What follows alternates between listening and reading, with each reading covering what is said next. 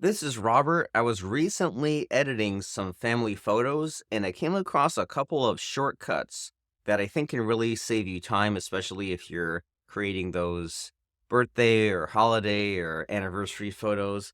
I want to show you a few quick things. So, thing number one I want to show you is we have this family photo and my son had some acne, and I want to show you how to touch up a photo. And then we had this other situation here. We had a great photo, but there was a stroller in the way. And maybe you have some like vacation photos and there's tourists in the background. I want to show you how to remove that. And then the other thing is we had this super cute baby photo. But the problem with this one is that there's all this clutter in the background. We wanted to remove that. So I'll show you those three things, and it just takes a couple of clicks. And now you'll have these essential life skills that you can use again and impress your friends and so much more. And it all is possible using Photoshop. And with Photoshop, you can get it's called a Creative Cloud subscription, and you just pay monthly to be able to use all these Adobe tools. And so first for this is called the blemish removal, right? We zoom in, and a shortcut I like for this is Control Plus. You can just zoom in here and then use the scroll bars and really get focused on what you want. Great picture, except for the baby acting. And the trick here is the Band-Aid tool. So we have this on the sidebar here. We hold down, it's called the Spot Healing Brush tool. And so it's a little Band-Aid here on the sidebar. And you just draw over, and then you draw over, then draw over that spot, then draw over that spot, and maybe a little bit there. We don't want to look too Instagram filtery, but then there you go. Now the blemishes are cleared up, and we can do a Control minus a few times, and look at that, good as new. Maybe I could do a little more careful, but there you go. That takes care of the touch up right there in just a few clicks. So tutorial number 2 is what I want to show you next, which is the background removal. And for this, you use generative AI. The things that can be accomplished now are beyond amazing. You can literally draw a box and say, add something in here, or even better, remove the clutter, remove the garbage.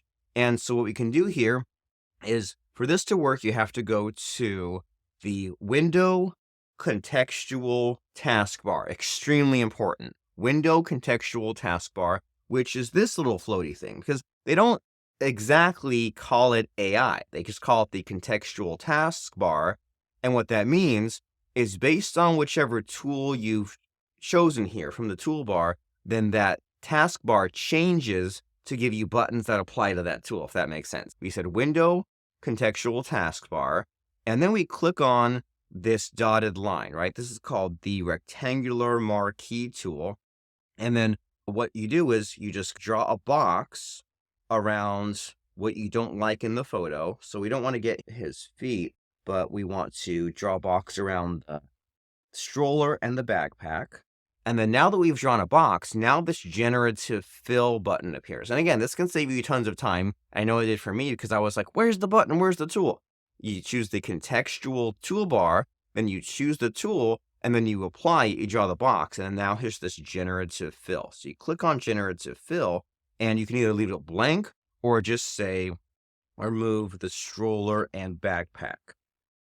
So I'm not sure what a blank entry might actually, it might remove it, or it might try to replace it with something similar. So let's just tell it to remove what's there and let it process. And there you go.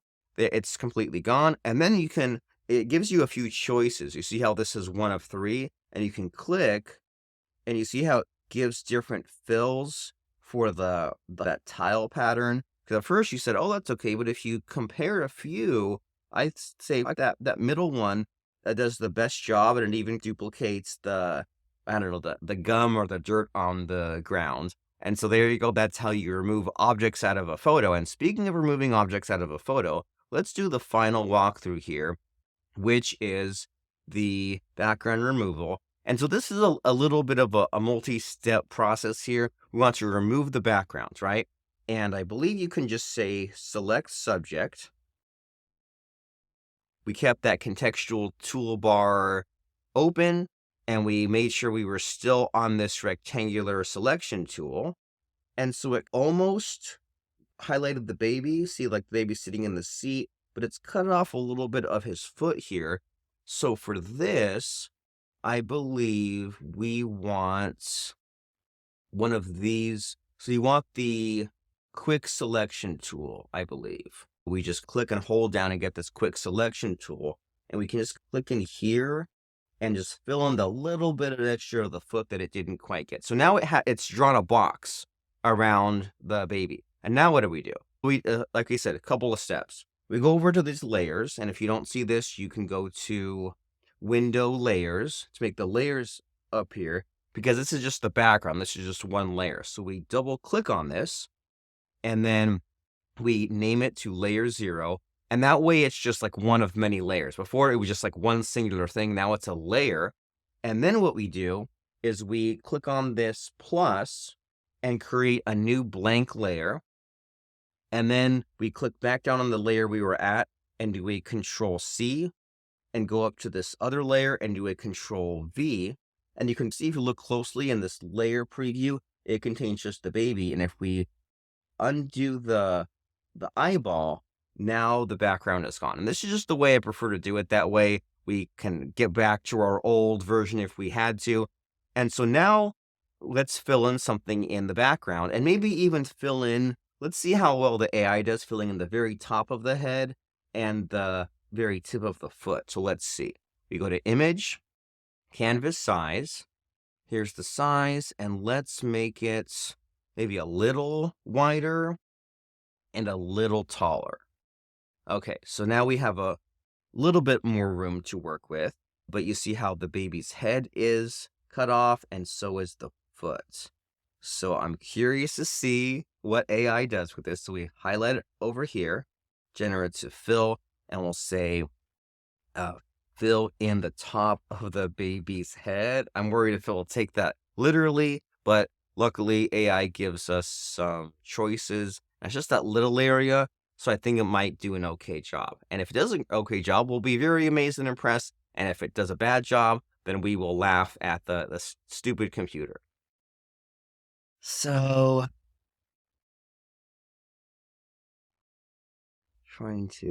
so I think, let me undo this. No, it's doing it off the layer.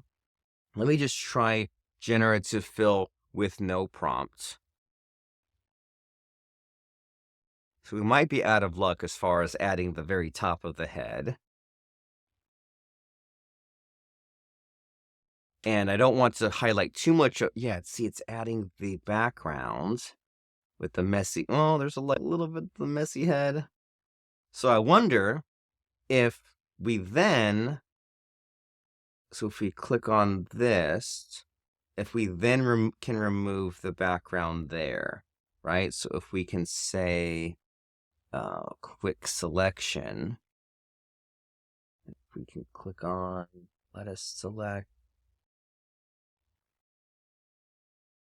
deselect. No, it's all or nothing, right? And so let me try doing a layer merge down to merge those two in. And then can we select the backgrounds? Just want to remove the background there. So we highlights, and there's no remove backgrounds. That's a back. Trying again. Oh, there we go. Problem solved. And then, but it's not quite over yet. Now we need to add the rest of the foot. So let's see what it generates for us there. Again, we'll see how it works with no prompting. And then after that's done, we will try out some backgrounds.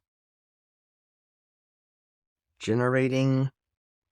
Oh, so that's a stump. So close, but not quite. Maybe we need, yeah, this should be enough room. Maybe let's increase the canvas a little bit. So we'll try height 4,800. Okay, that should be enough room for the foot. And so add the baby's foot. We'll see if it takes that literally. Generating.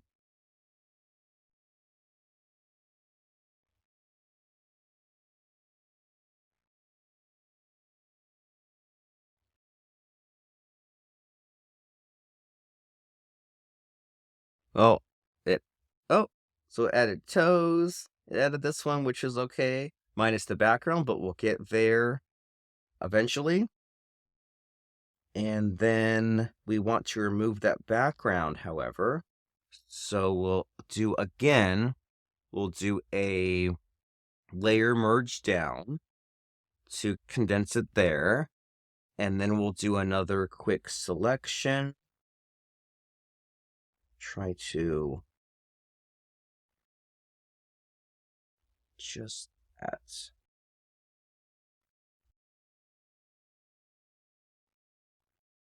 One piece at a time, maybe? No. Undo. So Control Z undoes it if you mess up. And let's try the remove background again.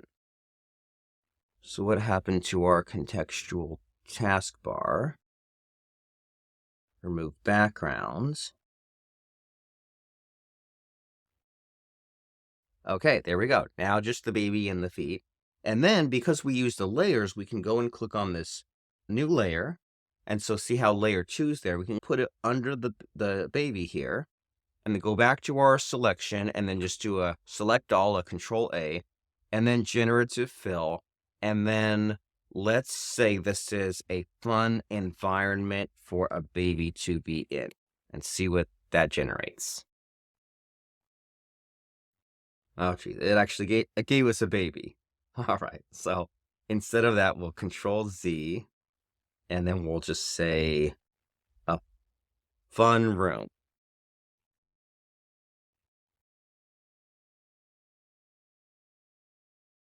Okay.